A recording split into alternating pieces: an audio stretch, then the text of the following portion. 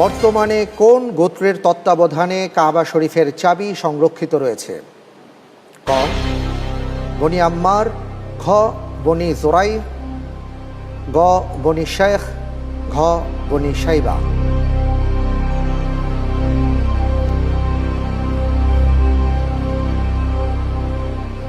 আপনার জন্য দুটো লাইফলাইন আছে, আপনি চাইলে লাইফলাইন ব্যবহার করতে পারেন। আর এই ভিডিওর মধ্যে কিছু তথ্য ছিল, সেই তথ্যটা যদি খেয়াল করতে পারেন সেখান থেকেও হয়তোবা আপনি কোনো ক্লু পেতে পারেন।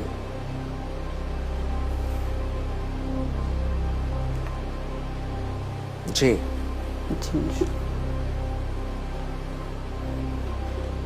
আসলে একটু কনফিউজ, তারপরেও দেখি ইনশাল্লাহ।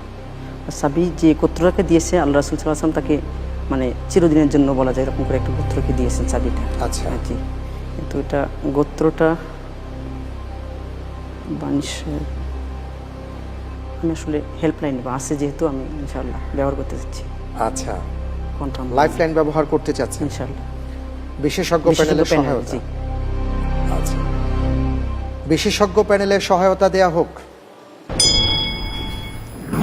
অলরেডি ভিডিওর ভিতরে তো আমরা দেখেছি যে রাসূল সাল্লাল্লাহু আলাইহি সাল্লাম মক্কা বিজয়ের পরে সেই চাবিটা অর্থাৎ জাহিলি যুগের যে কওম বা যে সম্প্রদায়ের কাছে ছিল সেই সম্প্রদায়ের একজন সাহাবীর হাতে তুলে দিয়েছিলেন, এবং সেই সাহাবীর নাম হলো উসমান ইবনে আবু তালহা। এবং এই গোত্রের নামের সাথে প্রসিদ্ধ একটা হাদিসের কিতাবের নামের মিল আছে। আমার মনে হয় এটুকু কুলুই যথেষ্ট হবে। জি জি ইনশাল্লাহ। জি, যে ওসমান ইবনে তালহা এটা জানা আছে আমার, তাকে চাবিটা দিয়ে দেন মক্কা বিজয়ের পরে। হ্যাঁ, এবং চিরদিনের জন্য তাদের বংশের হাতে এখনো আছে চাবিটা। আচ্ছা, আরেকটা সাহেব মানে আমার হাদিসের গোত্র আছে ইমাম সাহেবানি, যে এটা হবে আচ্ছা, ঘ বানি সাইবা। বানি সাইবা। জি, আপনি বুঝতে পারছেন যে ক্লুটা আপনি বুঝতে পেরেছেন, এবং বনি সাইবা হবে।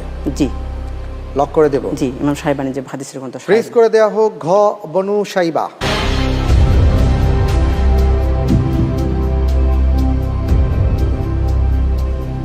শিহাব ভাই, জি, 10টি প্রশ্নের উত্তর অত্যন্ত চমৎকারভাবে দিয়েছেন। 11 নম্বর প্রশ্নে এসে আপনি একটু কনফিউশনে ছিলেন, লাইফলাইন নিয়েছেন, এবং আপনি যেটা বুঝেছেন সেই বুঝের উপর ভিত্তি করে বলেছেন বনু সাইবা। আপনার উত্তরটি সঠিক হয়েছে। আলহামদুলিল্লাহ। জি, হাদিসের গ্রন্থের একটা নাম জানি যে সাহেবানি, ইমাম সাহেবানি আছেন। আর আলহামদুলিল্লাহ, মাশাআল্লাহ। জি, ঘ বনু সাইবা, এবং কিয়ামত পর্যন্ত এই পরম্পরায় তাদের হাতেই থাকবে। আলহামদুলিল্লাহ।